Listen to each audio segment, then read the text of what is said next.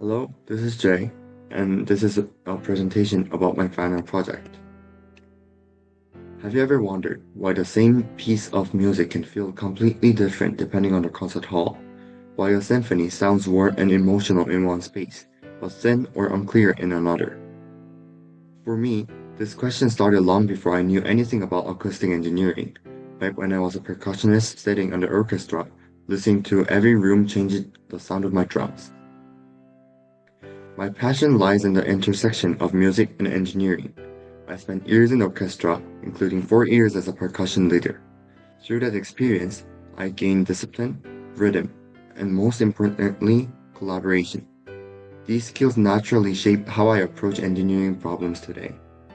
As John Manda, 2013, argues in his work on STEAM, art is not separate from science. It expands our creativity and problem-solving ability.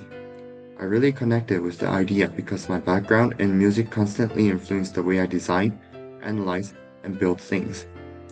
And Ruth Bernstein, 2013, explained that scientists and artists actually rely on the same creative processes: pattern recognition, imagination, and emotional intuition.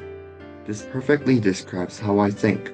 I approach engineering like a musician and music like an engineer. Music taught me lessons that alone couldn't. As a percussionist, I learned how timing and spatial awareness affect sound. As a section leader, I learned leadership, how to blend, balance, and communicate.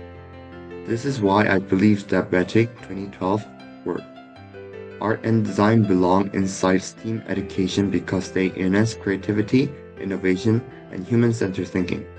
So when I began this final project, I naturally asked myself a simple question: how does engineering shape musical experience? And that question led me directly to acoustics.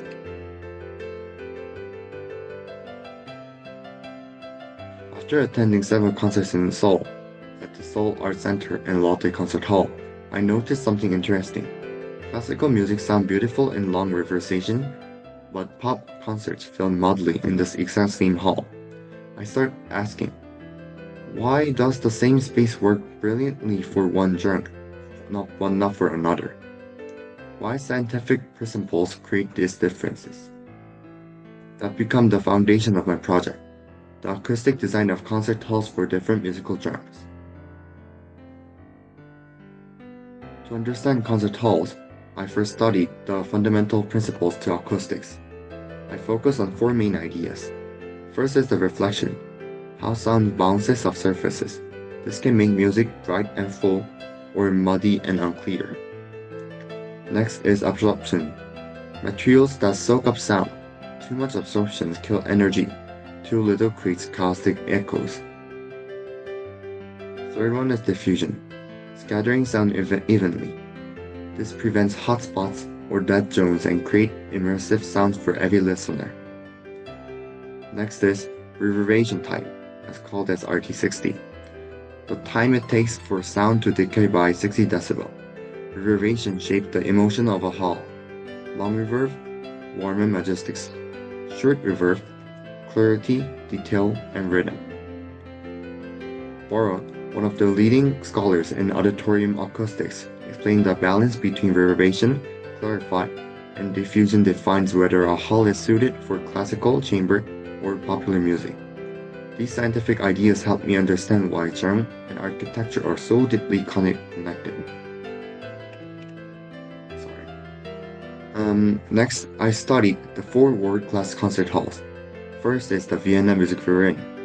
It's known for its warm, golden sound, and also long reverberation ideal for classic symphonies.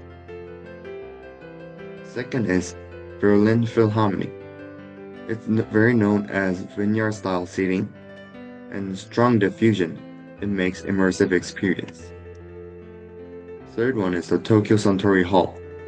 It's hexagonal panels with reflection control and has a valence reverberation. Last one is Lotte Concert Hall in Seoul. It has modern adjustable acoustic system and can adapt for different genres. Bernick, 2004, who compared hundreds of halls worldwide, emphasized that architectural choices like ceiling height, seating arrangement, and wall shape, dramatically influence clarity and reverberation. This helped me analyze how each hall excels with its cultural and musical context. After studying these halls and attending performances, I created a comparative chart. Here's what I found. Classical music strives with RT60 around 1.8 to 2.2 seconds. Pop and jazz need highly clarity, C80, and less reverb around 1.0 to 1.4 seconds. Diffusion is universally beneficial for all genres. Modern halls with variable acoustics can serve multiple purposes efficiently. These results show that acoustic isn't just physics, it's about shaping human emotion through engineering. I faced two major challenges during my project. First one is connecting subjective emotion with objective data. A hall can score perfectly on acoustic metrics, but still feel cold or uninspiring. Emotion is measurable, but it also matters. Second one is making complex engineering simple. Acoustic equations can be intimidating, so I use valids, diagrams, and real concert observation to make the concepts intuitive. But both challenges taught me that engineering communication is just as important as engineering knowledge itself.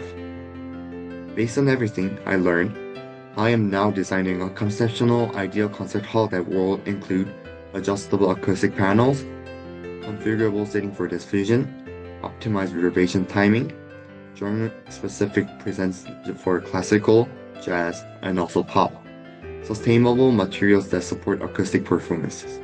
Ultimately, my long-term dream is to create a company that merges music, engineering, and human experience, designing spaces that technology where creativity and emotional come together. For my future vision, I thought about the civic project. I'll gather a team with students who has different interests and experts in different fields. As a team, we will handle diverse themes and solve many global, regional problems in different cities. And I'll recommend this kind of theme in I don't know which city, but on one city, and improve my project and expand the ideal as a team. Through this project, I realized that acoustic is not just a science. It's an art that influences how people feel, connect, and remember music. My passion for music and engineering continues to grow, and this project showed me how powerful innovation becomes when we bring multiple passions together. Thank you for listening, and these are the references I use.